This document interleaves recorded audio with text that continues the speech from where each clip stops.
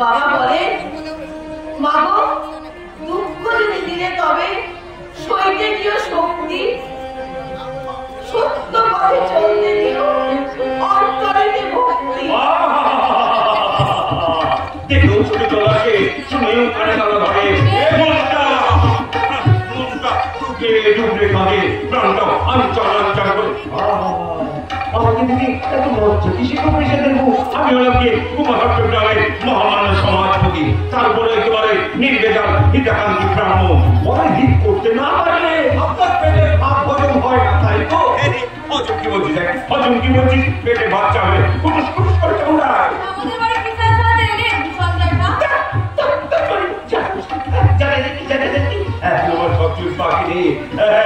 অনেকগুলো তাদেরগুলো জীবের সাথে বন্ধু পাখি বসাছে। ওনাকে জিজ্ঞাসা করছো যোগী, উনি আমাদের বাড়িতে কি দরকারে এলেন? চোখের সামনে তোমাদের এত দুর্দশা দেখে আমি কি মুখ ফিরিয়ে কাটতে পারি? শুনলাম কাল থেকে নাকি তোমাদের ভিটেতে আমি চলেনি বসাইনি, মানে আজকে বসাই। আজকে বসে বলে তুই কি যখন লোক, হ্যাঁ নিজেকে সমাজ করে এসব সহ্য করছে কি করে? সমাজে ভিড় সাধন করে তো তোমার ছুটে গেল। ধরো ধরো বিষয় দেখবো, ধরো ধরো ধরো টাকা, ছেলে মেয়ে জামা কাপড় কিনে দিও আর বাজার থেকে চাল ডাল কিনে এনে আনি চাপাও। ওনাকে জিজ্ঞাসা করো দুলাল, আমাদের এত কাজের উপকার করে ওনার কি লাভ?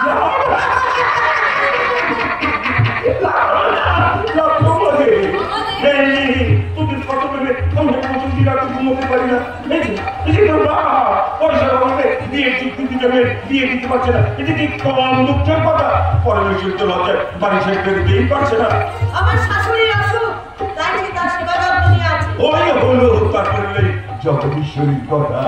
এমন করা বাদরের মতো বরন্ত মেয়ে কুলতলা দেড়তলা করে বেড়াচ্ছে, পাহাড় মেয়ের সঙ্গে দেখেই করে নাচছে।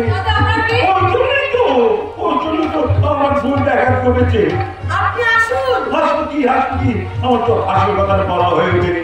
আসল কথা বলছিলাম যে তোমাদের সংসার থেকে ভরাডুবির হাত থেকে বাঁচাতে গোসাইজি পরিশ্রম করতে বদল করবে। আর আমি যোগীকে রাজরানি করে নিয়ে যাবো।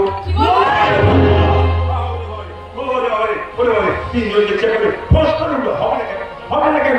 যে যে নেশা করে রামপ্রসাদের বউ ছেলে এর থেকে কত ভালো হবে। আমার একটা অজগরের কথা বলে আমি তোমার মাথা ভাঙবো। যে লোকটা করে দিতে মানুষের সেবার নাম করে নেশায় কুঁকড়ে হারি বাকি যোগ যোগের পাড়ে গিয়ে এক নেবো ছাইছেন করে বেড়ায়, তাকে নেমেছি না চালাচ্ছি পারিস না। যোগী তুই এখনো চুপ করে দাঁড়িয়েছিস? যে লোকটা তোমার ভিডিওতে দাঁড়িয়ে তোদের বাপের অপমান করছে পারছিস না?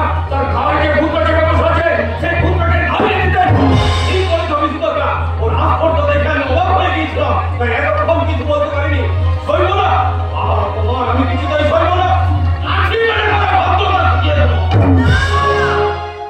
পুকুরে ডুব দিয়ে মায়ের পুজোর ফুল বেলপাতা ফেরা, তোর বাবা যেখানেই থাকুক বাড়ি এসে পুজোয় বসবে।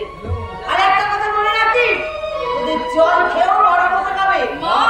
চা চা বলছি, আর আপনাকেও বলছি, আপনি এখন আসুন। শোনো পেশাদের বহু রামপ্রসাদ আমার কাছে যত টাকা কর্জ নিয়েছে, বাজারের কাজে সব ভিটে বাজারেতে যা যা নিয়েছে, তার 3 দিনের মধ্যে যদি সুদাসের টাকা ফেরত দিয়ে যদি ফেরত কমলা করে না দাও, তাহলে তোমাদের স্থাবর অস্থাবর সমস্ত সম্পত্তি কেড়ে নিয়ে আমি তোমাদের গ্রাম ছাড়া করে ছাড়ব। কথাটা মনে থাকে জানো।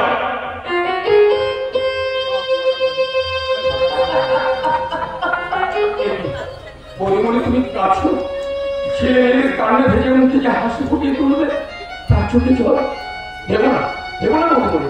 আমার বাসা একটু ভিড় আছে, তোমরা সেখানে থাকবে। কিন্তু আমার কেউ নেই বৌদিমণি।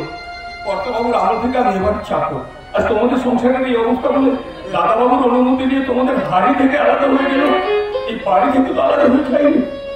ছেলে মেয়েগুলোর স্বপ্ন মুখ, আর তোমার চোখে জল দেখলে বুকের ভেতর ঘুমড়ে ঘুমড়ে কাজে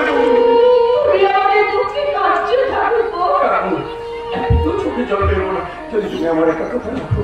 কি কথা ঠাকুর? আমি চাষির ছেলে, চাষের কাজ জানি। এই 6 মাস অন্যের ক্ষেত খামারে কাজ করে আমি কিছু টাকা জমিয়েছি। আমার ইচ্ছে ওই টাকা দিয়ে জামা কাপড় আর কিছু চাল ডাল কিনে নিয়ে আসি। তুমি আমার অনুমতি দাও বৌদিমণি। না না ঠাকুর, তা হয় না। কেন হয় না বৌদিমণি? ওই টাকাটা তুমি রেখে দাও, তোমারও তো ভবিষ্যৎ আছে। ভবিষ্যৎ? বৌদিমণি তো তোমরাই তো আমার ভবিষ্যৎ, তোমরাই তো আমার ইহকাল পরকাল, তোমরাই তো আমার জন্ম জন্মান্তরের বাবা।